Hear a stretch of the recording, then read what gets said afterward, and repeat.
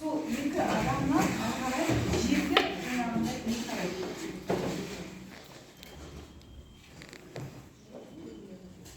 Мысалы, мынау.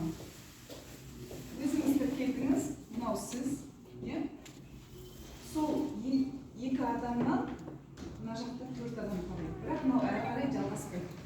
Мынау тура осы жерге келген кезде бөлінеді да, келесі матрица болады.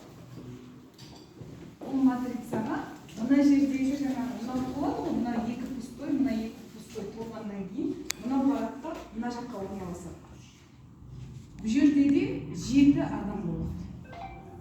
Мына жетеуі толған кезде мына жаққа көшеді. Сөйтіп осы матрица жеті адамнан сізде бөлініп кетіп жатыр. Бұның ұшы қиыры жоқ, лайна созылып жатыр. И команда деген бұл жерде ұғылып жүр. Мына жердегі қазір сіздің командаңызда тұрған жеті адам, мына жерге келгенде сіздің командаға жатпайды. Түсіндіңіз бе?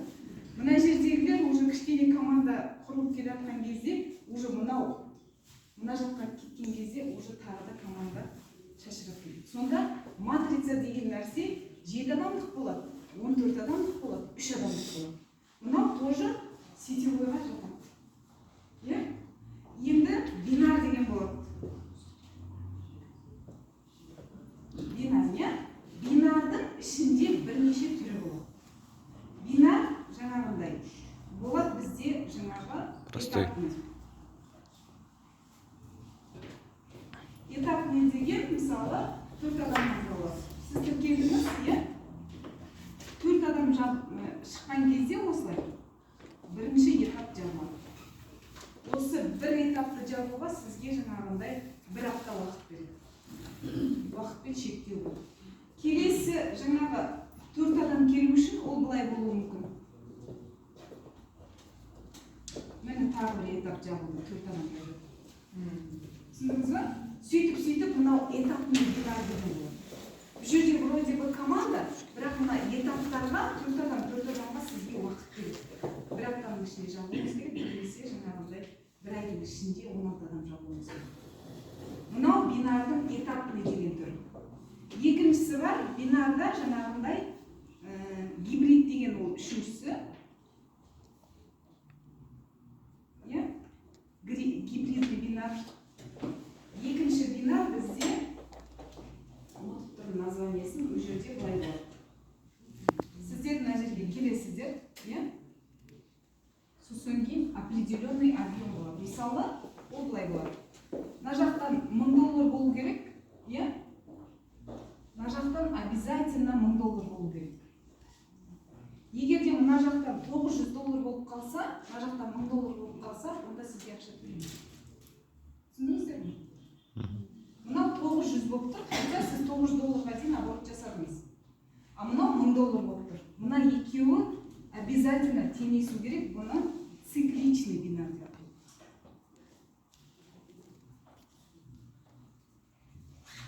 Циклмен жазады. Получается, каждыйның өзінің объемын, мысалы, или 3000-3000-мен жабылу керек, 3000-3000-мен.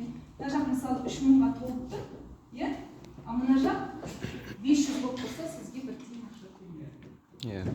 Мынау бинардың екі түрі. Сонда бинар болады бізде этапный, цикличный и гибридный.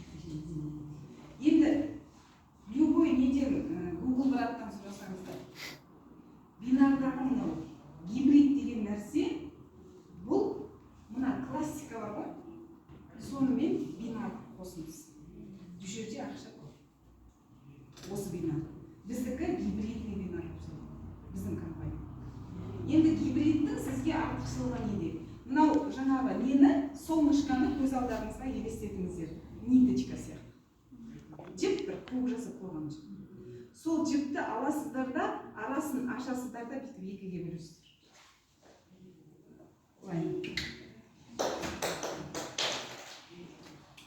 Сол жіпті былайынан екіге бөлесіздер. Мына жердегі тұрған адамдар бүйтіп сосулька болып бірінен кейін бір тұрады. Солай ма? Жіпті жазып осылай екіге бөлетініміз. Түсіндіңіз бе? Сонда мына жердегі мысалы бірінші адамыңыз сіздің. Мынау. Екінші адамыңыз ол мынау. Түсіндіңіз бе? мынау үшінші адамымыз ол мынау төртінші адам мынау деген сияқты. Сонда бірінен кейін бірі бүйтіп сосулька болып тұра қалды.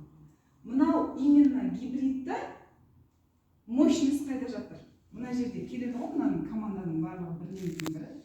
Соның барлығы бір-бірінен не береді да? Объем береді. Бір-біріне тамыра көреді. Мысалы, мына жерде келді Айнұр, иә? Мына жерде мысалы тұр сәуле. Сәулеге, мысалы, хотя мына кісілер, ол кісінің командасы болғанымен, мына кісілерді мынау шақырған, не басында тұрған. Иә? Мына кісі шақырған. Төртінші адам, мына жерде бесінші, алтыншы адам. Мынаның барлығы сәулеге товар жоқ. Түсініп тұрсыз ба? Біздің компанияның артықшылығы осы да. Мына берілген товарооборот еще жойылмайды. Барлығы бір-біріне сынап тұрады. Сондықтан, мысалы, қазір адамдарымыз тіркеліп, ұйықтап жатқан болса, оған міндетті түрде бір-екі рет звондап, оған компанияның мүмкіншілігін айтқаннан кейін нақты ол адам жоқ маған керек емес десе, оны кәдімгідей кішкене уақытқа босату керек та ойдан. Мысалы, бүйтеді ғой, даже Арман Айдосович өзінің айтқан сөзі бар. Мен дейді, жаңағындай Forbes журналына 3 жыл қатар кіргім келді дейді. Осы жылы міндетті түрде кіремін, осы жылы міндетті түрде кіремін. Барлық жаңағы фокустың барлығы сол жерде болған кезде 3 жыл бойы Forbes'қа кіре алмадым. Енді биылғы жылы, мысалы, былтырғы жылдан бастап, ол кісінің барлық фокусының барлығы Merrill Hills Group компаниясын дамытуға, осы саланы жүргізуге ойы бөлініп, фокусы бөлінген кезде автоматически Forbes журналына шығады. Көрдіңіз бе? Сонда кішкене адамдар мысалы негативте жүрген болса, кішкене үй жағдайында бірдеңе болып жатса, айтыңыз, бір айтыңыз, 3 айтыңыз, 5 айтыңыз, сосын кішкене надо оттуда весь фокус убрать. Бір азғантай уақытқа. Бірақ әйтеуір праздниктер көп қой, Құдайға шүкір. Жұмалық апта сайын жұма мерекесі бар да, құттықтап тұрыңыз. Қал жағдайың қалай, жұма мүбәрәк болсын деген сияқты. Жай ғана нейтральный темамен да. Бірақ ол адам бір күні оянуы мүмкін. Мен сіздерге айтайын, осыдан 2,5 жыл бұрын мен компанияны бастаған кезде, мен Fortune Invest деген компанияны білесіздер ме, страховой компания? Сол компанияда істеген директор одной дирекции менің спонсорым болғанда кезінде. Осы компанияға келген кезде ол кісі тіркелді. Бірақ та ол кісі енді мықты лидер ғой, мықты жаңағындай мотиватор өзі да. И осы компанияға тіркеліп алды да, бірақ отырды, жұмыс жасаған жоқ. То денсаулығым деді, то жаңағындай балам немереге болатыр деді. Жақсы, мен тиіскен жоқпын, бірақ енді ол кісіге қарап тұрған жоқпын. Мен мына товарооборотты мына кісі үшін жасайын ба? Жоқ, мен өзім үшін әрдайым жұмысты әкете жатырмын да. И биыл уже 2,5 жыл уақыт болды да. Қазір сол кісі оянып, Москвада, Қазақстаннан адамдар тіркеп офистар ашып жатыр. Ойлаңызшы, 2,5 жыл болды. Біздің компанияның бір ерекшелігі сол, сіз компанияға бір рет бизнесіңізді алдыңыз ба, бітті, сол место сізге навсегда закрепляется. Болды, қай уақытта оянады адам, сол уақытта жұмысын жасап кетті. Әрі қарай әкете береді. Тура сол сияқты келген адамдардың барлығына, мысалы, екінің барлығы сетевик болып туған жоқ, біреу клиент болып, біреу бір күні оянады деген сияқты. Мына нәрсені всегда жаңағындай адамдарға беріп отыру керек та, мүмкіндікті. Сосын кейбір адамдар болады ғой, мен жоқ, мен тек қана продукция ше маған керек емес. Сол адамдарға айтамын да, әр жағында төлейтін 5,000 теңге ғой енді продукцияны алған. Мен айтамын, кейін сіз тегін шетін боласыз осы жерде. Бір рет төлеп қойыңызшы, бір рет төлеп қойыңызшы, одан кейін сіз тегін шетін боласыз компаниядан. Сол үшін де 5,000 теңгеге сіз лучше активация жасап қойыңыз. Енді қараңыздар, қазіргі таңда компания өте көп. Күнде біреу ашылады. Неге сіздер, мысалы, жаңадан келіп отырсыздар да, неге сіздердің таңдауларыңыз осы компанияға түсу керек? Сондай сұрақ болады. Компания көп қой, күнде біреу ашылады. Сол кезде мен мынандай нәрсені айтар едім. Ең бірінші плюсы компанияға келген кезде менің критерийлерімнің ішінде ол основательге қарады. Мысалы қараңыз, компанияны ашып жатқан адамдар көп жағдайда сетевиктер ашып жатады біздегі, ал бұл компанияны ашып отырған кәсіпкер. Енді мынаны қараңыздар. Мысалы, тура осылай, бұлай алатын болсақ, рестораны бар адам не істейді? Ресторан аша береді. Солай ғой? Аптекасы бар адам аптека аша береді. ол сол кухняны изнутри жақсы біледі ғой, иә? Продуктовый магазині бар адам продуктовый магазин ашады. Тура сол сияқты Арман Тосқанбаев, біздің основатель, тоже ол кісінің де осындай бірнеше бизнесі бар. Бірақ та ол кісі инноватор. Инноватор деген сөз жаңашыл адам деген сөз, жаңа нәрсені реализация. Ол кісінің бірінші бизнесі жалпы сағат шығаратын компания болған, иә? Мысалы, мынандай отандық сағаттар біздің компаниядан шығатын идея болды. Ең бірінші шыны керек, сол сағаттар шығып жатқанда мен күйеуіме сатып алғам сол кісінің сағатын. Сонда ол идеяда жаңағы өзінің бизнесін ашты. Сағат шығаратын компаниясы жұмыс жасады. Екіншісі вообще аэроклонный, гидроклонный технология. Ол жерде бумен шөп өсірумен айналысады. Қазір сол компаниясының мынау аэроклонный технологиясының франшизасы Өзбекстанда сатылады. Франшизасы Европада сатылады. Неге? Мысалы, Өзбекстанда жер тапшы ғой, иә? Ол жақтарда мысалы анау жерді үнемдеуге этажный жаңағы болғандықтан жерді үнемдеуге өте ыңғайлы.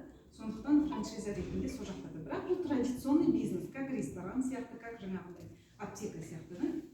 Үшінші бизнесі вообще Medcompany деген строительный компаниялар өздерінің бір стройкасын жүргізер кезде соның әдемі макетін шығарады ғой, білесіздер, макеті тұр. Сол макеттарды дайындайтын Medcompany деген өзінің отдельный компаниясы. Одан кейін мысалы тағы бір компаниясы именно сервис обслуживания жаңағы доставки. Агрегатор. Получается, мемлекеттерге, Өзбекстанға, басқа мемлекеттерге, Россияға өзінің жаңағы доставка жасайтын компаниясын ашты. Бірақ оған ешқайсында сетевой маркетинг жоқ мыналардың ешқайсында. Именно мынау сала Merlin Hills Group, да? Осы сетевой Merlin Hills Group. Бірақ та қазір қараңыз, мына бизнестардың барлығы жұмыс жасап тұрғанымен мынау международный уровеньге шығып кетті. Сонда мынандай нәрсені ұғыңыздар. Бизнесті ашуға болады жер бетінде, иә? Бірақ та сіз шамаңыз келсе бір қалада бір магазин ашасыз. Солай емес пе, иә? Шамаңыз келсе бір-екі ресторан ашасыз, бірақ сіз барып Қытайдан ресторан аша алатын мүмкіндігіңіз бар. Иә? Жоқ. А біздің компанияның Merlin Hills Group'ты ойлаңыз. Қай мемлекеттен ашқыңыз келеді, сол жақтан сіз ашасыз. Енді не только ол мына Merlin Hills Group'ты өзі ғана ашып отырған жоқ та, и каждыйыңызға мүмкіндік беріп тұр да, $100 стать участником этого проекта. И не только участником, сіз мысалы, мен ойлаймын, біздің қазіргі таңдағы табысымыз ай сайын бар. Оны мықты деген кәсіпкерлер ондай ақша тауып жатқан жоқ негізі. Иә? Мықты, білмеймін, 5 рестораны бар болса да ондай табыс келіп жатқан жоқ қазір. Ол ресторанның жаңағы жұмысының өзі қайда жатыр, вложениесі повторно қайда жатыр да. А біздің компанияда бірақ өнім алып, сізге осы компанияның бір франшизасын алғанмен теңсіздер да. Көп адамдар айтып жатады ғой, продукция қымбат. Немесе продукция мысалы басқа мемлекеттерден көріп жатырмыз арзан деп. Мен айтамын, сіз алғыңыз келсе, ала беріңіз. Сізге бұл жерде кәдімгідей компания бизнес место беріп тұр, навсегда наследство қалады. Сізде выбор өзіңізде болу керек. Біз ешкімді мәжбүрлеп бұл жерге әкеле алмаймыз ғой. Өйткені мысалы саумал деген өнімді білесіздер ғой? Саумал дегеннен бар. Бар ғой? Бар. Біреулер айтады, вообще қымызды сауанда соны жейміз дейді. Ешкімге біз жаңағыдай мәжбүрлей алмаймыз. Ал бұл жерге келген кезде сіз мүмкіндікті көріп келуіңіз керек. Не только оздоровление, да? Плюс еще сізге денсаулығыңызды жақсарта отырып, үлкен мүмкіндікті беріп отыр. Сондықтан основатель өте маңызды компанияның ашқан. Мысалы, көп компаниялар ашылып жатады, артында оның ешқандай тыл жоқ да. Просто халықтың ақшасына ашылып алады да, ойбай мені тіркел деп.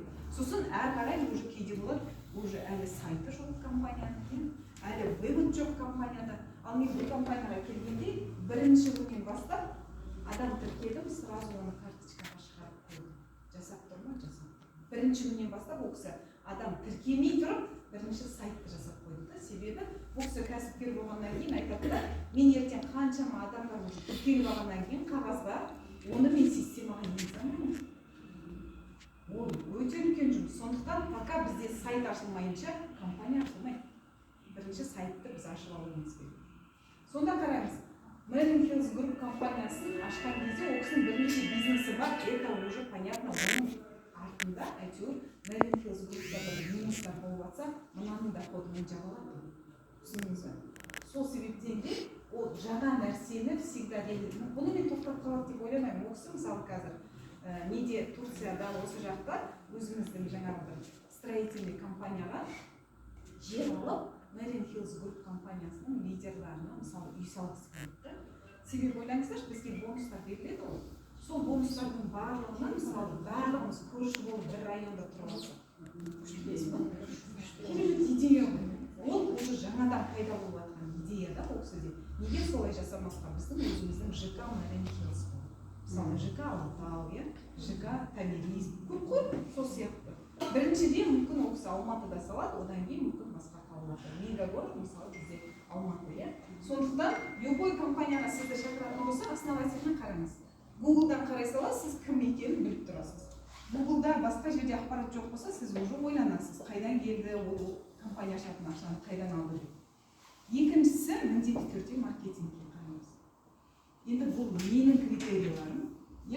Маркетингке мен қараған кезде мен өзім сетевойдан бұрын оқыдым бар ғой, сіздер мысалы жайлап МБА-да Эвенда істеп көрдім деп айтыватсыз ғой. Менде де тура сол сияқты тәжірибе бар. Сол тәжірибелерге сүйеніп, мен не істедім? Таңдау жасадым. Оның өзінде бізде сұрақ пайда болады да.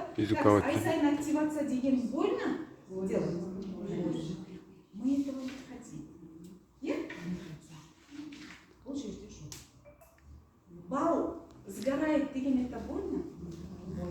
Мысалы, сіз бір ай бойы еңбектенесіз, бір ай бойы. Сосын айдың соңында бір 5 балл жетпей қалады, 7 балл жетпей қалады, 15 балл жетпей қалады, сіздің бір айлық еңбегіңізге ақша төленбейді деген нағыз еңбегін жеу адам. Солай ма? Солай. И мен сол балл жинақталады, еңбегім жеңілмейді деген нәрсе маған жақты жүреді. Бұл жерде бар сөйлейміз. Одан кейін сіздің бұл жерге келген кезде мынандай нәрсеңіз болады. Олар елдің барлығы мен сияқты емес. Жас қыздар келді, олар тез-тез жұмыс жасағысы келеді, тез-тез жетістікке жеткісі келеді. Ендеше ол кісілер келді, мен әлі менеджер болатын болсам, ол кісі келді да, даже менен асып, директор деген статусты жүрді. Кеше естіп жатырмыз ғой, қыздардан да, мынандай нәрсе бар да, сіз егерде сіздің шақырған адам директорға өсіп баратса, сіз байқамай істеп аяғына шығасыз. Неге? Себебі сіз анау асып кетсе, сіз бір тиын ақша алмайсыз. Рас қой? Сол себептен де көп компанияларда байқамай қалады, бірақ балдар жабылмай қалады. Себебі оның балы жабылып кетсе, сізге ештеңе түспей қалады. Бірақ сол адамды әкелуге, мысалы, мына кісілерді әкелу қиын болды ма? Неше рет сынадыңыздар? Bir жылдай уақыт болды. Адаммен жұмыс жасау оңай емес. Сол еңбектің барлығы сіз сол адам енді нақты көзін ашып, көкірек көзін оятып, енді міне соның жемісін жеймін-ау деп келе жатқан кезде, бамс бұл кісі ширақтығымен сізден бос кетсе, сіз далада қаласыз деген. Разве это не больно? Обидно. Сондай нәрселердің барлығын біздің компанияда алып тастаған. Ойлаңызшы. Бүкіл MLM бизнес, который әлемде жұмыс жасап жатқан, 60 жыл, 20 жыл жұмыс жасап жатқан компаниялардың бүкіл больдарын алып плюстарға айналдырғанда, нағыз қазақтарға арнап шығарған бизнес. Қазақтың Ақтау жақта көп Құдай, тамыз, садақа, той деп жүреді, ол кезде қазақта бүкіл жақта сол. И соған байланысты шығарған деймін да, міне. Отрыв деген нәрсе жоқ. Сіз мысалы Талғар мен Мырзаны көріп отырсыздар. Мен қалай барып жұмыс жасадым, қалай сол жақта аш жүрдім, жаяу жүрдім, соның барлығының еңбегі қазақталып отыр ма? Приятно. Сондықтан мен ойлаймын, мынаның барлығы маркетингке қараған кезде сіздерде мүмкіндік ретінде оны жеңіл, мысалы Каспий банктың приложениесі сияқты да. Сбербанкта бар ма приложение? Бар. Народныйда бар. РБК-да бар. Но почему-то біз именно Каспийдікін бәріміз ашып алғанбыз, бәріміз қолданамыз. Удобно. Экосистема деп айтады да, оны экосистема. Экосистеманың ішіне не кіреді? Жаңағы перевод без комиссия кіреді, балаларға ашылған счет кіреді. Оның барлығын халықтың жағдайына байланысты экосистема деп айтады. Ашылған. Удобство ретінде. Ендеше біздің маркетинг, мысалы, мынау қаптаған маркетингтардың ішінде ол Альфред халықтан Фаберлик ол жаңағы ЛБК банк, Сбербанк сияқты болса, мынау Каспий банк деп удобство. Халыққа қарай жаңағындай жақындау, халықтың жағдайына қарай кіру деген нәрсемен мысалы неге осыны жасамыз? Уақыт деген мысалы шектеу жоқ. Уақытты Арман Тұсқанбаев өзі кәсіпкер болғандықтан ол кісі сізге береді да уақытты. Максим Құдай садақасы бар ғой, есіне жүріп сізге береді да, өзіңіз біліңіз дейді. Мысалы, мен айтып отырмын ғой, 2 ай бойы мен өз жан күйзелісіммен мен вообще ешқандай адамға жолыққан жоқпын. Осы жаңағы Ақтауға бардым бірінші, одан кейін осы жаққа келдім, енді өзіме келіп жатырмын ғой. Сол 2,5 ай, мысалы 15 июльде анам қайтыс болды, қазір міне. Сонда қарап отырсаңыз, 2,5 ай мен үйде жатқан кезде маған қай строительный компания болсын, нефтяной компания болсын, саламатсыз, келіңіз жоқ.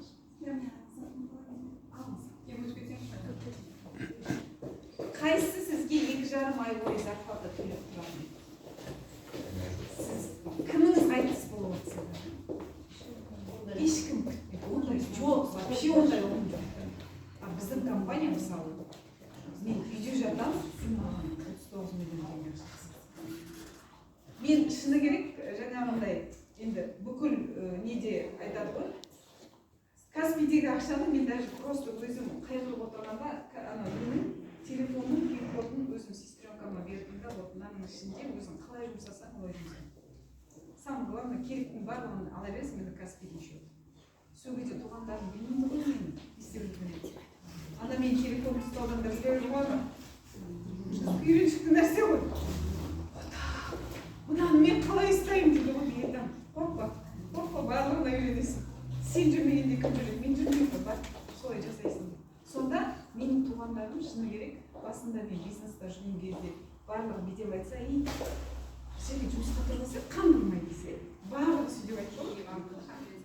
Қазір мысалы басқаша көзқарас та. Ағаларымның барлығы мені жұмысқа тұрғызуға тырысты. Оператор қылып тұрғызамыз заводқа, мұғалім болғың келсе мұғалім қылып тұрғызамыз. Неге жұмысқа тұрмайсың? Әйел адам қаңғыруға болмайды, сколько можно қаңғыруға деп. Ертең күйеуің басқа әйел алып кетеді деп. Неше түрлі айтады ғой. Бірақ соның барлығынан өттік, қазір Аллаға шүкір, уже түсінді барлығы менің жұмысымның қандай екенін. Бірақ әлгі бүйтіп сөйлейтін болды. Бота негізі жұмыс істемейді, на самом деле, официально ешқайда жұмыс жасамайды ғой. Бірақ ботада ақша жоқ десе, Балқаш көлінде балық жоқ дейді. Ботада ақша бар. Көрдіңіз бе? А так барлығы мені жұмысқа кіргізуге тырысты, барлығы. Жұмысқа алып беруші. Сонда маркетингтің бізге ыңғайлығын адамдардың көзін ашып айту керек. Ешқандай компанияға біз жаңағындай жамандық ойламаймыз, ол жерде де адамдар өздерінің нанын тауып отыр ғой. Бірақ біз ол адамға жанымызды ашып, сол адам жеңіл жолмен, жеңіл оңай жолын көрсе екен деген ниет. Себебі біздің компанияда қазір 2,5 жыл, сен компанияға 2-ақ жыл болды ғой деп айтады ғой. Мен айтамын, сіздің компанияда когда-то 40 жыл бұрын бірінші рет бастады ғой бір сабыннан. Бір зубный пастадан бастадыңыз ғой, тура сол сияқты бізде бастап отырмыз. Сондықтан бұл жерде жаңағыда 2-ақ жыл болды, сізде гарантия жоқ деген нәрсе емес, бізде де товар жоқ, бізде де жаңағы договорлар барлығы құр тек біздікі оңай жол. Мысалы біз айта алмаймыз ғой, Сбербанк Лохотрон, Каспий банк, сол сияқты да. Үшінші плюсы, ол, конечно, продукция.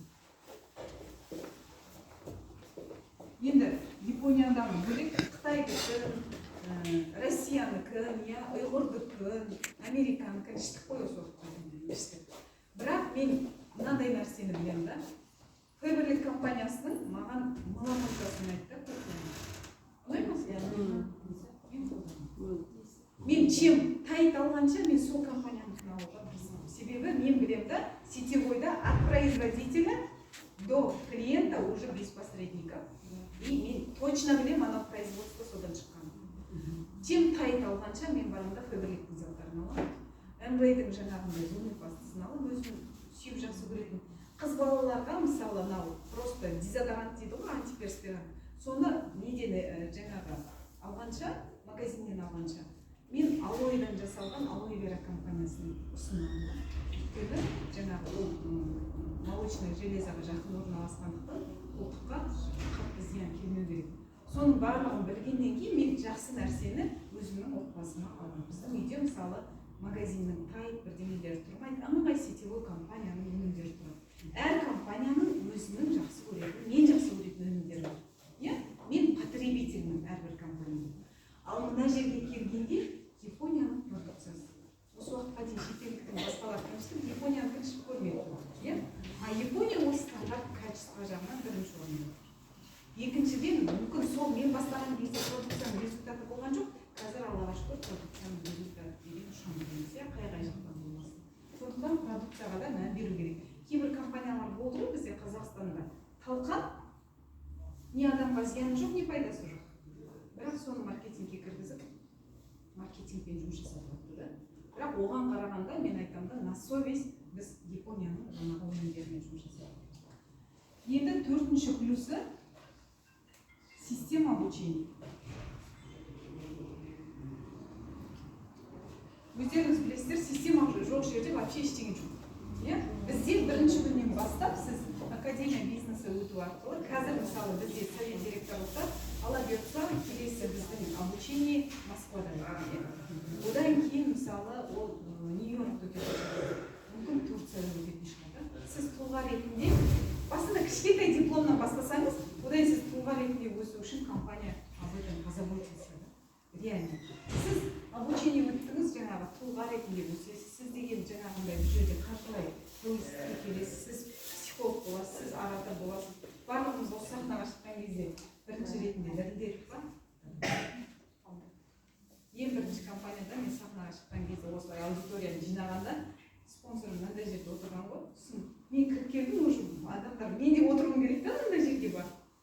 Сосын ана кісі телефонын алды. Вот ты начни, сейчас я приду. Вот әңгімені аузыма келгенде аузыма не керек сол жағынан. Сосын айтқан ғой, очень бұл продукция кереметтігі сонша бүкіл мен қосып пиу болады. Орысша мен қазақшаны оңдамай сапырдым. Білем өзім не қойып атқанымды уже білем қаншама ошибкалар жіберіп атқан.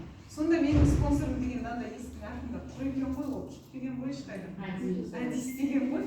Добровольно, принудительно жасап тұр ғой, мен қашан сөйлеп бастайды деп жүрді да бір күні халықтың алдына шығарып жүрді.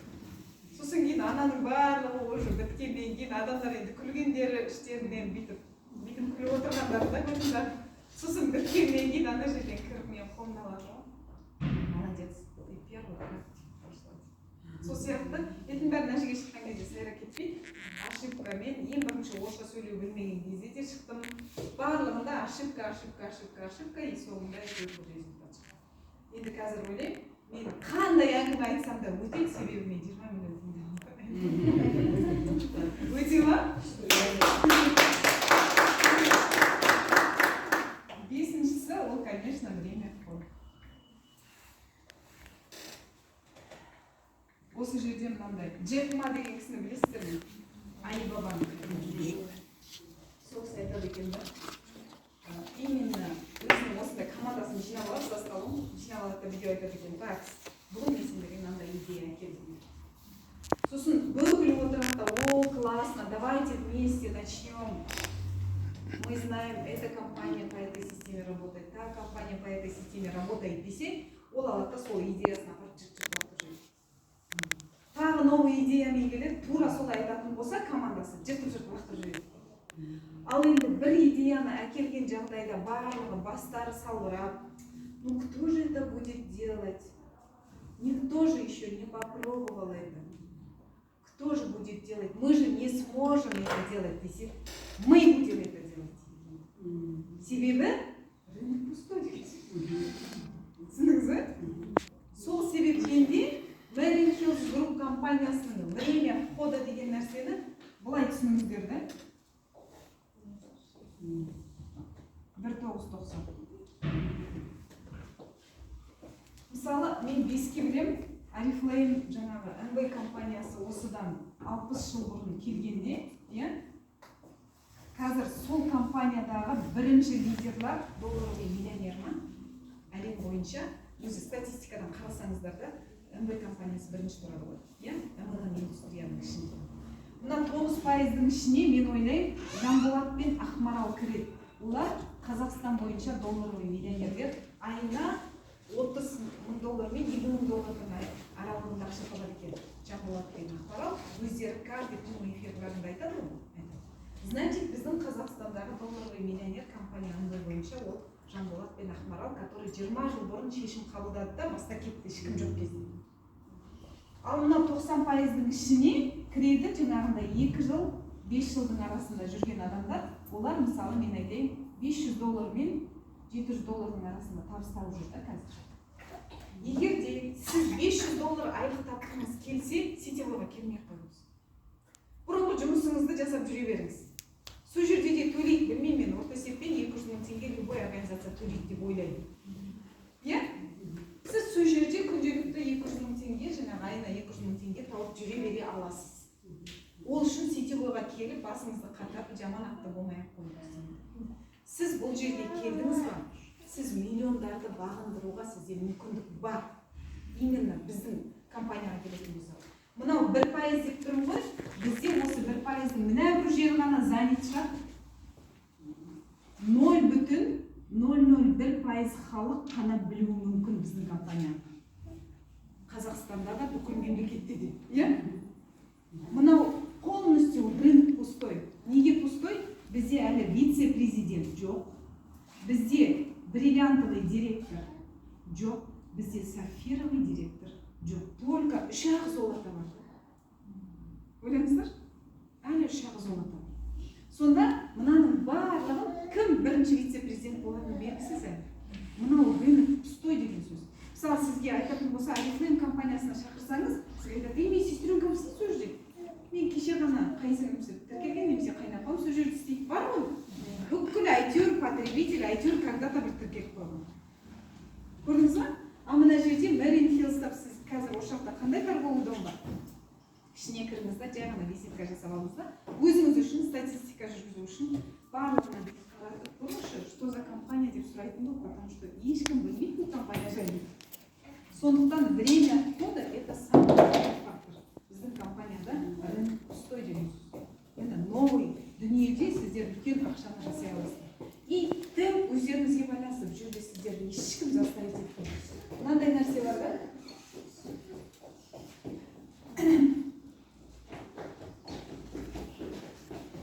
Мынандай нәрсе бар. Сіздер бүйтіп ойламаңыздар. Всю жизнь біз адамдардың жүрегіміз екен деп ойламаңыздар. Біздің компанияның бір ерекше моменті сода да.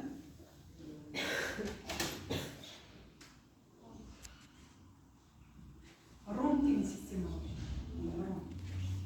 Басында мүмкін сіз мына жерде 2 сағат уақыт бөлуіңіз мүмкін.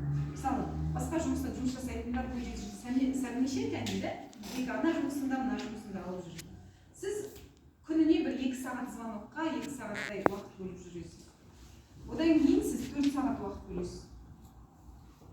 Уже бір 100-150 мың теңге ақша бөлініп түсіп жатыр, мына жақтан да сіздің основной жұмысыңыз мына жерде. Иә? Мына жаққа қарағанда, мына жаққа қарасаңыз, азап уақыт бөлем, бірақ жақсы ақша түсіп жатқан сияқты вроде де, иә? Сіз больше уақыт бөліп бастайсыз. 8 сағат.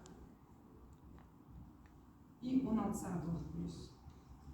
Мен сіздерге айтайын, мен бұл компанияға келгенде бірінші күннен бастап мен 16 сағат уақыт бөлдім. Қырғызстанда таңертең сағат 9-да кетем, жұмысқа. Офиста жоқ, бумның ішінде да информация береді. Түнгі сағат 3-ке дейін жүремін. Себебі ойеңгілерде презентация бітеді әйтеуір, и менің қолымда дәл көп пакетке соң ақша. Сол ақшаны апарамын да мен терминалдан Қазақстанға жіберемін. Түнгі сағат 3-ке дейін. Оны еще анандай пачкасымен жібере салу деген жоқ ол жақта ше. Бір-бірден тұрасың. Крупный сумма болса жақсы да. Әйтпесе түнгі сағат 3-ке дейін тұрасың. Келесің, үйге келесің, регистрация жасайсың, уже бір 2 сағат ұйықтадың да таңертең 9-да қайтып кетесің. Тура солай жұмыс жасадым. Әрі қарай мынау оң қалай жабылатын кез. Ол жабылатын кез қалай? Сіз жайлап уже 8 сағат уақыт бөлесіз. 4 сағат уақыт бөлесіз. Одан кейін 2 сағат бөлесіз. 2 сағат уақыт бөлді деген сөз, любой дайын команда. Гостиницаға тоқтадыңыз, жақсы демалып алдыңыз. Сосын сахнаға шықтыңыз да история успеха айттыңыз. Бардыңыз да қайтадан гостиницаға демалдыңыз, команданы шақырып алдыңыз да от души шай іштіңіз, тамақ іштіңіз, просто демалыс бітті. Осы 2 сағаттық жұмысыңыз. Перелетқа кету мүмкін. Одан кейін сол 2 сағат сахнада бір өзіңіздің история успех айтуға кету мүмкін. Бұл әрі қарай сіздің жұмысыңыз бүйтіп күнделікті бұрынғыдай мына жердегідей адам шақырып соларға информация беріп отырмайсыз. Индивидуально. Міне, ромб деген осы да. Сондықтан біздің компанияда бірінші линияны бесконечно шақыра беріп керек жоқ. Соның ішінен дейді, 2 адамды миллионер қыл дейді. Бітті. Сол 2 адамның жұмысын қадағала, сол 2 адамның өсуіне көмектес. Әрі қарай. Енді минимум 2 адам ғой, минимум 2 адам. 4 адам болса сіздің доходыңыз 2 еселенеді деген сөз. Ол өзіңізге байланысты. Қазір мысалы мен шақырған 28 личныйым бар екен. Сол 28-ның ішінен 4-еуі ғана жұмыс жасап жатыр. Сол 4-еуі маған осынша доход әкеледі. Керек па сіздерге осындай нәрсе? Или сол 100 000 теңге айлық жетеді, 200 000 теңге айлық жетеді десеңіздер, онда азақ уақыт бөліңіздер. Жетеді десеңіздер. Ал қазір бұл жерде бота жеткен жетістікке мен де жетемін деп тырысатын болсаңыздар, ұйқы көрмей, күлкі көрмей, звондаңыздар, халыққа ақпарат беріңіздер. Білмеймін, 100 адам отказ берсе, 101-ші келеді. 500 адамды отказ берсе, 501-ші келеді. Менің жұмысым солай да, мен отказ берген кезде бүйтіп қабылдайтын. Нет, это часть моей работы. Часть нашей работы жоқ деген сөзден тұрады. Сразу бірінші келген адамдарға ескеріп тастау керек. Аида ханым, жоқ деген сөз біздің жұмысымыздың жарты бөлігі. Сондықтан жоқ деген сөзге ренжімеңіз. Баяғыда ең бірінші сетеваға келген кезде мен бүйтемін. Үйге дастархан жаса деп айтады ғой, домашний круг деп айтады. Дастарханды жасайын. Спонсорым, иә. Спонсорым айтады, дастархан жасайтындай да бір дастархан жоқ қой әйтеуір. Неңді қоясың барыңды. Сосын кейін бір өзім ұрлық жасағандай кухняда жүрмін. Не болады екен? Кухняда жүрмін. Бір уақытта негатив бастап кетемін, дау бастап кетемін ғой. Бір 5-6 адам басы қосылса сөйтемін. Ой, анау сөйтті ғой, мынау бүйтті ғой. Мен кухняда жүріп қара терге түсемін ғой.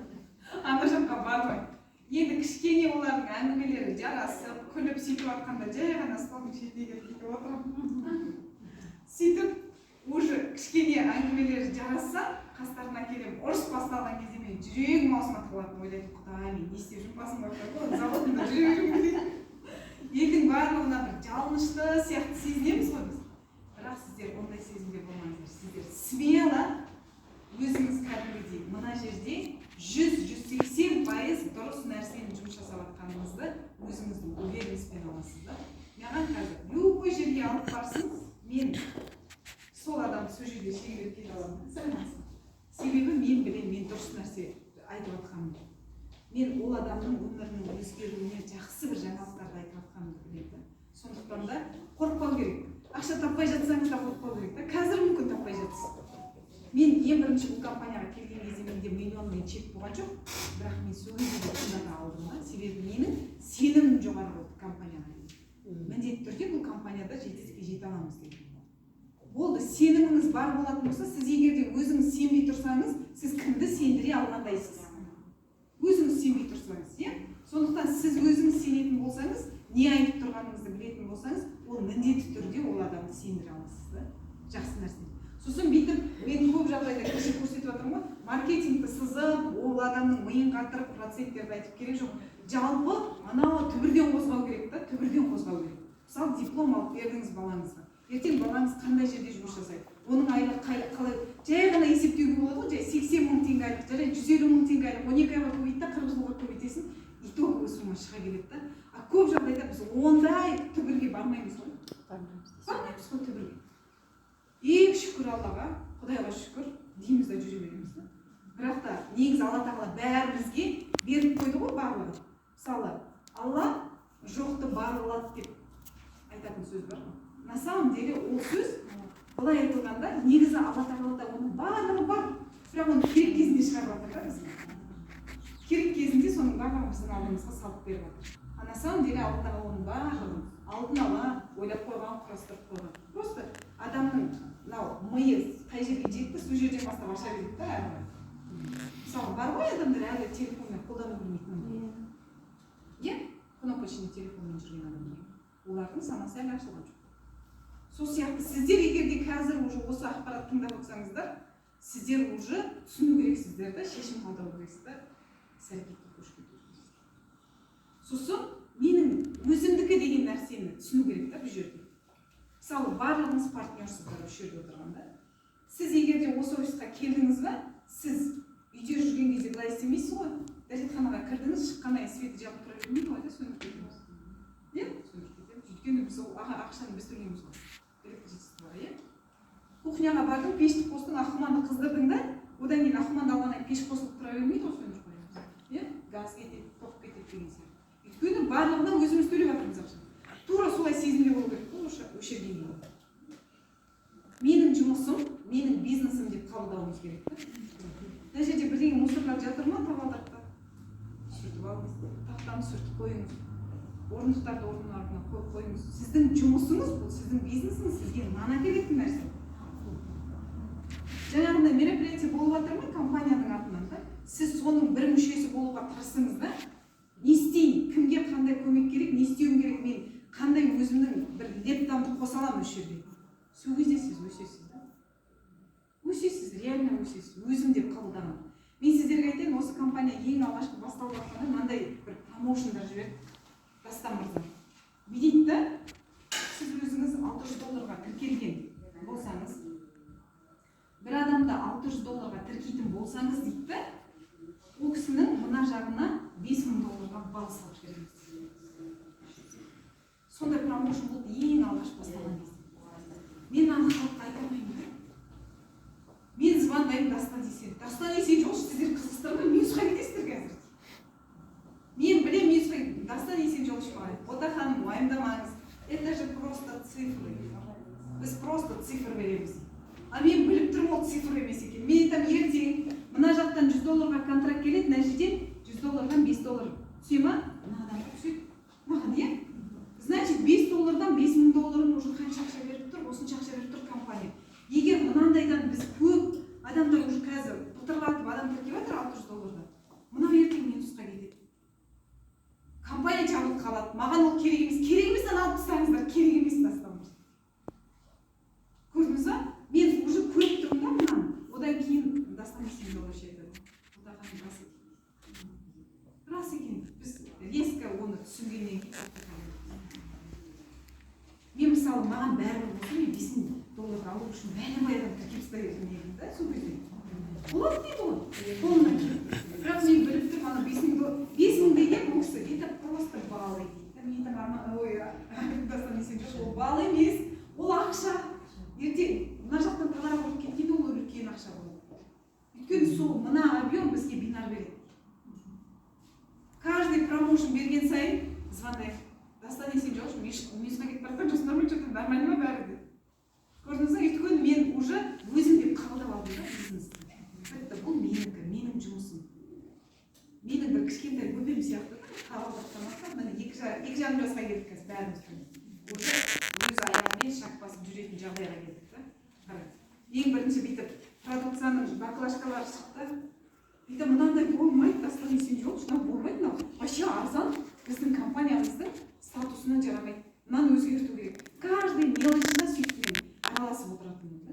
Өйткені не хотелось, чтобы біз енді ғана бүйтіп лелейт етіп келе жатқан компаниямыздың жабылып қалған.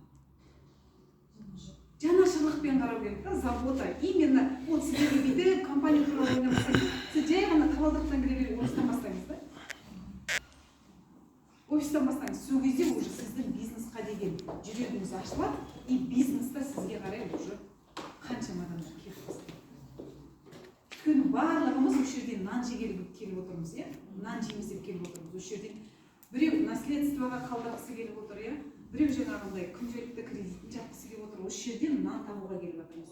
Ал нан тапқымыз келмесе, бұрынғы жұмысымызға кете беруімізге болады. Ешкім бізді заставить етіп ұстамайды бұл жерде. Жасағыңыз келмей ме, адам шақырғыңыз келмей ме, ұнамай ма? Сіз өзіңіздің бұрынғы жұмысыңызға бара беріңіз. Сол жер ұнайтын болса, сол жерде сізге ыңғайлы болса, удобно болса жүре беріңіз. А біздің мына жерге келдіңіз екен, сіз лайықсыз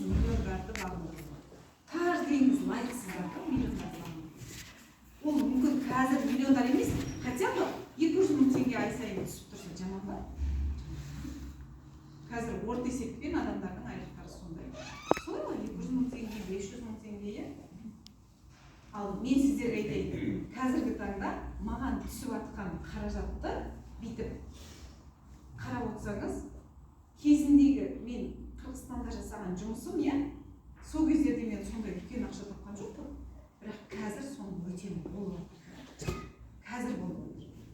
Бірақ мен ойлаймын, 2,5 жыл еңбек етіп солай жеміс жеген жақсы шығар. Сен 40 жыл жұмыс жасап, не істеуің қой дейді. Иә? Жақсы ғой? Жақсы, мен ойлаймын. Сондықтан прямо келдіңіздер ма офисқа, дені здоровье ма, бізде график бар ғой. Адамдарды сүйреп тұрып әкелу керек. Сүйреп тұрып алып келу керек. Ол адамдар отказ беріп жатыр. Негізі сіздерге отказ беріп жатқан жоқ, өздеріне отказ беріп жатыр. Білмейді да оны өздері. Өздері білмейді. Бірақ сіз жанашырлықпен алып келдіңіз да оны. Алдап әкелсеңіз де жанашырлықпен өшіріп келгенде бір әйтеуір оны бір шелчок. Менің бүкіл сөзім сіздерге сіңбеуі мүмкін. Сол сөздерімнің ішінен бір-ақ сөз сіңуі мүмкін да. Сол сөз сіздің өміріңіздің 180% өзгеруіне әкеліп соғуы мүмкін. Солай ғой? Міндетті түрде бүкіл айтылып жатқан. Мен мысалы, маған Индира ханым осы бизнесті айтқан кезде, 2-ақ сөз сол кісіден ұққаным. Японская продукция, бинарный маркетинг. Ол басқа жарты сағат сөйлеген, оны білмеймін не айтқанын. 2 сөзін білемін. Бітті, әрі қарай менде миымда уже жұмыс кетіп жатыр да. Мен кімді шақырамын, информацияны қайдан аламын, оның продукциясы қандай екен, қай қаланы қосуға болады. Уже менің миым басқа жақта сұмырақты. Вот, а ты здесь деген кезде есімде, қайда барамын, где мне послушать информацию? Сіздерде оған қарағанда Құдайға шүкір, осы қаланың ішінде осы қар. Үйде жатудың қажеті жоқ. Комфортный зонада, Инстаграмда ақтарып, телевизор көріп керек емес та. Біреудің өмірінің көрермені болып отырудың қажеті жоқ. Сіздер өз өмірлеріңіздің жаңағы көркем суретшісі болсаңыздар қатты.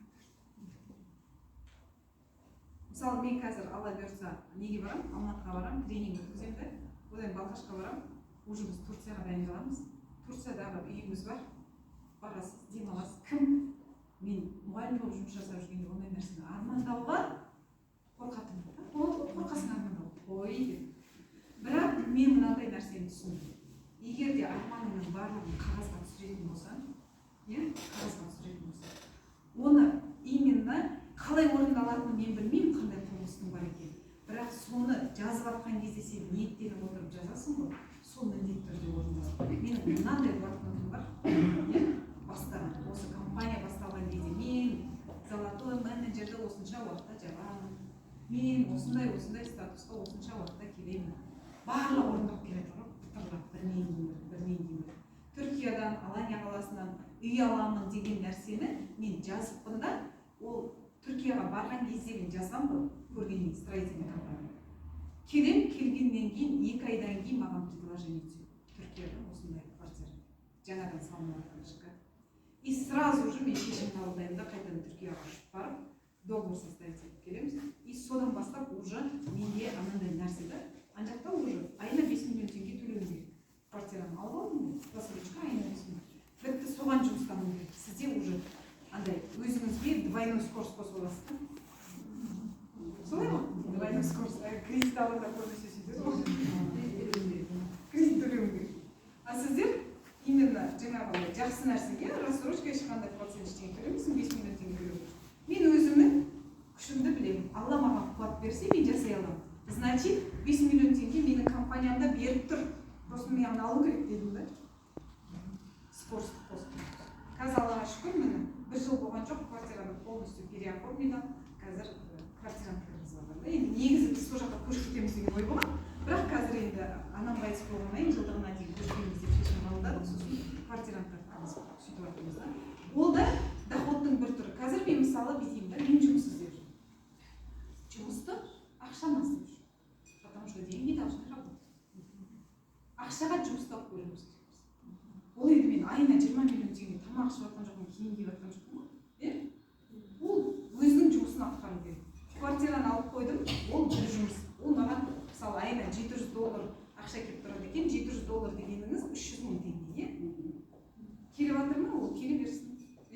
Мына жақтан басқа жұмыс, мына жақтан мысалы BI Group строительный компаниясына бардым, өткенде договорға отырдым, олармен де жаңағыдай на базе строительства алатын болсаңыз, ол жерде уже намного дешевле и перепродать даже можно.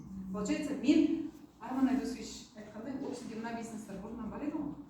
Ал менде былай болды да, Marine Hills Group келді ғой, осы компанияның.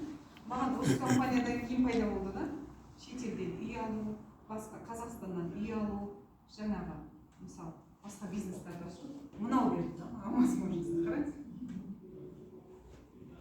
Салғаным қалтамнан $100. Әрі қарай әрекет. Сол әрекеттің арқасында қазір мыналардың барлығы менде пайда болды. Жолдасым жер алды 2000 гектар Балқаш қаласынан.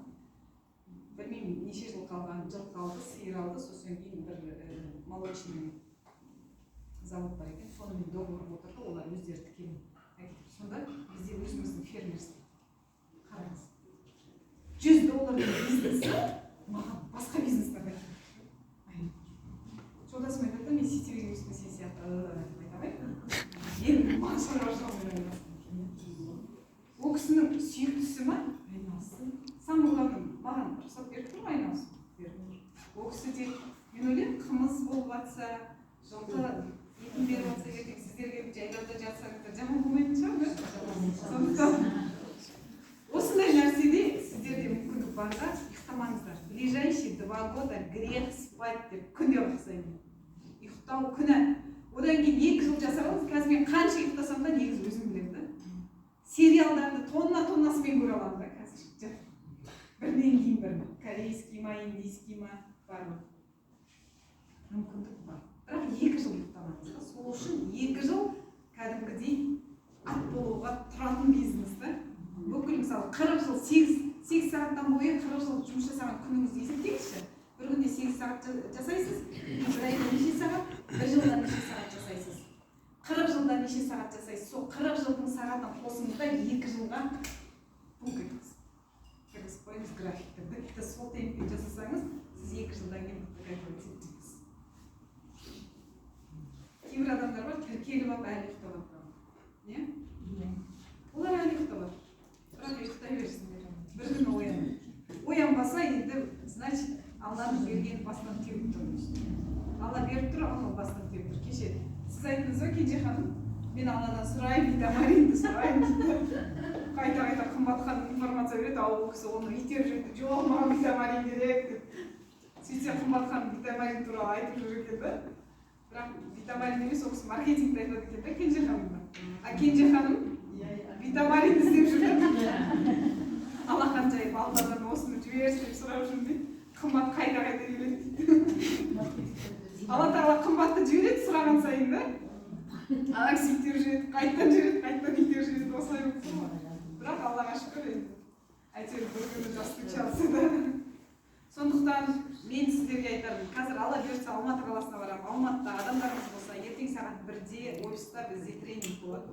Жалпы бұл компанияда жұмыс жасаудың барысы, қалай дұрыс жұмыс жасау керек, мысалы, соның барлығын ертең ашып айтатын боламын. Сағат 1-де нақты адамдардың сұрақтары болса талқылайтын боламыз. Қазір өздеріңіздің жеке сұрақтарыңыз айта алмай жүрген бір проблемаларыңыз бар ма?